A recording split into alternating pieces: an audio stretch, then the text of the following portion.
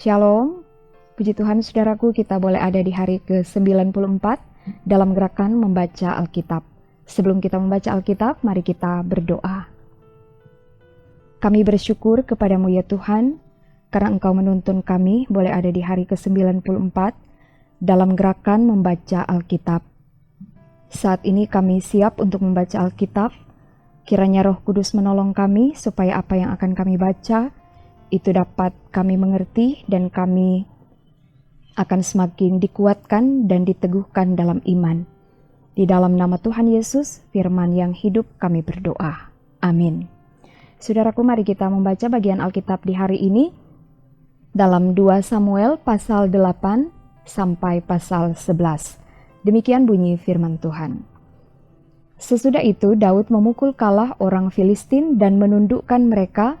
Lalu Daud mengambil kendali pemerintahan atas ibu kota dari tangan orang Filistin. Dan ia memukul kalah orang Moab, lalu sambil menyuruh mereka berbaring di tanah, ia mengukur tempat mereka dengan tali, diukurnya 2 kali panjang tali itu untuk mematikan, dan 1 tali penuh untuk membiarkan hidup. Maka orang Moab takluk kepada Daud dan harus mempersembahkan upeti. Selanjutnya Daud memukul kalah Hadadezer bin Rehob, Raja Zoba, ketika ia pergi memulihkan kekuasaannya pada sungai Efrat. Daud menawan daripadanya 1.700 orang pasukan berkuda dan 20.000 orang pasukan berjalan kaki. Lalu Daud menyuruh memotong urat keting segala kuda kereta, tetapi dengan meninggalkan 100 ekor kuda kereta. Lalu orang Aram dari Damsyik datang menolong Hadadezer, Raja Zoba, tetapi dari antara orang Aram itu, Daud menewaskan 22.000 orang. Kemudian Daud menempatkan pasukan-pasukan pendudukan di daerah orang Aram dari Damsyik. Orang Aram itu takluk kepada Daud dan harus mempersembahkan upeti. Tuhan memberi kemenangan kepada Daud kemanapun ia pergi berperang. Sesudah itu Daud mengangkut perisai-perisai emas yang dipakai oleh anak buah Hadadezer, lalu membawanya ke Yerusalem. Dan dari Betah dan dari Berotai, yaitu kota-kotanya Hadadezer, Raja Daud mengangkut amat banyak tembaga. Ketika didengar Tou, Raja Hamat, bahwa Daud telah memukul kalah seluruh tentara Hadadezer, maka Tou mengutus Yoram anaknya kepada Raja Daud untuk menyampaikan salam dan mengucapkan selamat kepadanya, karena ia telah berperang melawan Hadadezer dan memukul dia kalah. Sebab Hadadezer sering memerangi Tou, dan Yoram membawa barang-barang perak, emas, dan tembaga. Juga barang-barang ini dikhususkan Raja Daud bagi Tuhan, bersama-sama perak dan emas yang berasal dari segala bangsa yang ditaklukkannya, yakni perak dan emas dari orang Aram, dari orang Moab, dari Bani Amon, dari orang Filistin, dari orang Amalek, dan dari jarahan yang dirampas dari Hadadezer bin Rehob, Raja Zoba. Demikianlah Daud mendapat nama, dan ketika ia pulang, ia menewaskan 18.000 orang Edom di lembah Asin. Lalu ia menempatkan pasukan-pasukan pendudukan di Edom. Di seluruh Edom ditempatkannya pasukan-pasukan pendudukan, sehingga seluruh Edom diperbudak oleh Daud. Tuhan memberi kemenangan kepada Daud kemanapun ia pergi berperang. Demikianlah Daud telah memerintah atas seluruh Israel dan menegakkan keadilan dan kebenaran bagi seluruh bangsanya. Yoab anak Seruya menjadi panglima, Yosafat bin Ahilud menjadi bendahara negara. Sadok bin Ahitub dan Ahimelek bin Abiatar menjadi imam, Seraya menjadi panitra negara. Benaya bin Yoyada menjadi panglima orang Kreti dan orang Pleti, dan anak-anak Daud menjadi imam. Berkatalah Daud, "Masih adakah orang yang tinggal dari keluarga Saul? Maka aku akan menunjukkan kasihku kepadanya oleh karena Yonatan." Adapun keluarga Saul mempunyai seorang hamba yang bernama Ziba.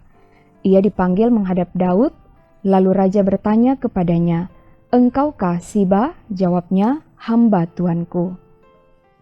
Kemudian berkatalah raja, "Tidak adakah lagi orang yang tinggal dari keluarga Saul? Aku hendak menunjukkan kepadanya kasih yang dari Allah." Lalu berkatalah Siba kepada raja, "Masih ada seorang anak laki-laki Yonatan yang cacat kakinya." Tanya raja kepadanya, "Di manakah ia?" Jawab Siba kepada raja, "Dia ada di rumah Makir bin Amiel di Lodebar." Sesudah itu Raja Daud menyuruh mengambil dia dari rumah Makir bin Amiel dari Lodebar. Dan Mefiboset bin Yonatan bin Saul masuk menghadap Daud, ia sujud dan menyembah. Kata Daud, "Mefiboset." Jawabnya, "Inilah hamba tuanku." Kemudian berkatalah Daud kepadanya, "Janganlah takut, sebab aku pasti akan menunjukkan kasihku kepadamu oleh karena Yonatan ayahmu. Aku akan mengembalikan kepadamu segala ladang Saul nenekmu, dan engkau akan tetap makan sehidangan dengan aku." Lalu sujudlah Mefiboset dan berkata, "Apakah hambamu ini sehingga engkau menghiraukan anjing mati seperti aku?" Lalu raja memanggil Ziba, hamba Saul itu, dan berkata kepadanya, "Segala sesuatu yang adalah milik Saul dan milik seluruh keluarganya, kuberikan kepada cucu tuanmu itu. Engkau harus mengerjakan tanah baginya, engkau, anak-anakmu, dan hamba-hambamu, dan harus membawa masuk tuayannya, supaya cucu tuanmu itu ada makanannya. Mefiboset, cucu tuanmu itu, akan tetap makan sehidangan dengan aku." Siba mempunyai 15 orang anak laki-laki dan 20 orang hamba. Berkatalah Siba kepada raja, "Hambamu ini akan melakukan tepat seperti yang diperintahkan tuanku raja kepadanya." Dan Mefiboset makan sehidangan dengan Daud sebagai salah seorang anak raja. Mefiboset mempunyai seorang anak laki-laki yang kecil yang bernama Mika. Semua orang yang diam di rumah Siba adalah hamba-hamba Mefiboset. Demikianlah Mefiboset diam di Yerusalem, sebab ia tetap makan sehidangan dengan raja, adapun kedua kakinya timpang. Sesudah itu matilah Raja Bani Amon, dan Hanun anaknya menjadi raja menggantikan dia. Lalu berkatalah Daud, "Aku akan menunjukkan persahabatan kepada Hanun bin Nahas, sama seperti ayahnya telah menunjukkan persahabatan kepadaku." Sebab itu Daud menyuruh menyampaikan pesan turut berduka cita kepadanya dengan perantaraan pegawai-pegawainya karena kematian ayahnya. Tetapi ketika pegawai-pegawai Daud sampai ke negeri Bani Amon itu, berkatalah pemuka-pemuka Bani Amon itu kepada Hanun tuan mereka, "Apakah menurut anggapanmu Daud hendak menghormati ayahmu karena ia telah mengutus kepadamu orang-orang yang menyampaikan pesan turut berduka cita? Bukankah dengan maksud untuk menyelidik kota ini, untuk mengintainya dan menghancurkannya, maka Daud mengutus pegawai-pegawainya itu kepadamu?" Lalu Hanun menyuruh menangkap pegawai-pegawai Daud itu, disuruhnya mencukur setengah dari janggut mereka dan memotong pakaian mereka pada bagian tengah sampai pantat mereka, kemudian dilepasnya mereka. Hal ini diberitahukan kepada Daud, lalu disuruhnya orang menemui mereka, sebab orang-orang itu sangat dipermalukan. Raja berkata, "Tinggallah di Yeriko sampai janggutmu itu tumbuh, kemudian datanglah kembali." Setelah dilihat Bani Amon bahwa mereka dibenci Daud, maka Bani Amon itu menyuruh orang menyewa dari orang Aram Bet-Rehob dan orang Aram dari Soba 20.000 orang pasukan berjalan kaki, dari raja negeri Maaka 1.000 orang, dan dari orang-orang Top 12.000 orang. Ketika Daud mendengar hal itu, disuruhnyalah Yoab maju dengan segenap pasukan pahlawan. Lalu Bani Amon maju, diaturnya barisan perangnya di depan pintu gerbang, sedang orang Aram dari Soba dan dari Rehob dan orang-orang Top dan Maaka ada tersendiri di padang. Ketika Yoab melihat bahwa serangan itu mengancam dia dari depan dan dari belakang, maka dipilihnyalah sebagian dari orang pilihan Israel, lalu ia mengatur barisan mereka berhadapan dengan orang Aram itu. Selebihnya dari rakyat itu ditempatkannya di bawah pimpinan Abisai adiknya, yang mengatur barisan mereka berhadapan dengan Bani Amon itu. Lalu berkatalah Yoab, "Jika orang Aram itu lebih kuat daripadaku, maka haruslah engkau menolong aku. Tetapi jika Bani Amon itu lebih kuat daripadamu, maka aku akan datang menolong engkau. Kuatkanlah hatimu dan marilah kita menguatkan hati untuk bangsa kita dan untuk kota-kota Allah kita. Tuhan kiranya melakukan yang baik di matanya." Lalu Yoab dan tentara yang bersama-sama dengan dia maju berperang melawan orang Aram, dan orang-orang itu melarikan diri dari hadapannya. Ketika Bani Amon melihat bahwa orang Aram sudah melarikan diri, maka mereka pun larilah dari hadapan Abisai dan masuk ke dalam kota. Sesudah itu pulanglah Yoab setelah memerangi Bani Amon dan sampailah ia ke Yerusalem. Ketika orang Aram melihat bahwa mereka telah terpukul kalah oleh orang Israel, maka berkumpullah mereka bersama-sama. Juga Hadadezer menyuruh orang Aram yang di seberang sungai Efrat maju berperang. Mereka sampai ke Helam di bawah pimpinan Sobak, panglima tentara Hadadezer. Setelah hal itu diberitahukan kepada Daud, maka dikumpulkannya seluruh orang Israel di seberanginya sungai Yordan, lalu sampai ke Helam. Orang Aram mengatur barisannya berhadapan dengan Daud dan bertempur melawan dia. Tetapi orang Aram itu lari dari hadapan orang Israel, dan Daud membunuh dari orang Aram itu 700 ekor kuda kereta dan 40.000 orang pasukan berkuda. Sobak, panglima tentara mereka, dilukainya sedemikian hingga ia mati di sana. Ketika dilihat semua raja yang takluk kepada Hadadezer bahwa mereka telah terpukul kalah oleh orang Israel, maka mereka mengadakan perdamaian dengan orang Israel dan takluk kepada mereka. Sesudah itu takutlah orang Aram memberi pertolongan lagi kepada Bani Amon.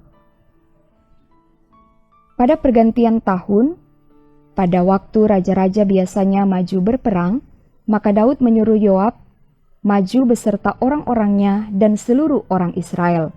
Mereka memusnahkan Bani Amon dan mengepung kota Raba, sedang Daud sendiri tinggal di Yerusalem. Sekali peristiwa pada waktu petang, ketika Daud bangun dari tempat pembaringannya, lalu berjalan-jalan di atas sotoh istana, tampak kepadanya dari atas sotoh itu seorang perempuan sedang mandi. Perempuan itu sangat elok rupanya. Lalu Daud menyuruh orang bertanya tentang perempuan itu, dan orang berkata, "Itu adalah Batsheba binti Eliam, istri Uria orang Het itu." Sesudah itu Daud menyuruh orang mengambil dia. Perempuan itu datang kepadanya, lalu Daud tidur dengan dia. Perempuan itu baru selesai membersihkan diri dari kenajisannya. Kemudian pulanglah perempuan itu ke rumahnya.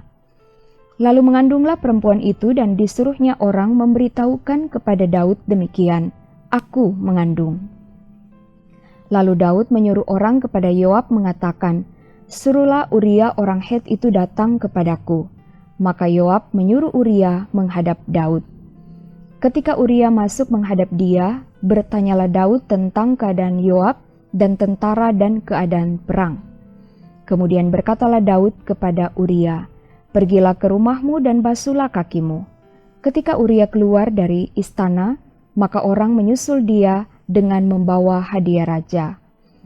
Tetapi Uria membaringkan diri di depan pintu istana bersama-sama hamba tuannya dan tidak pergi ke rumahnya.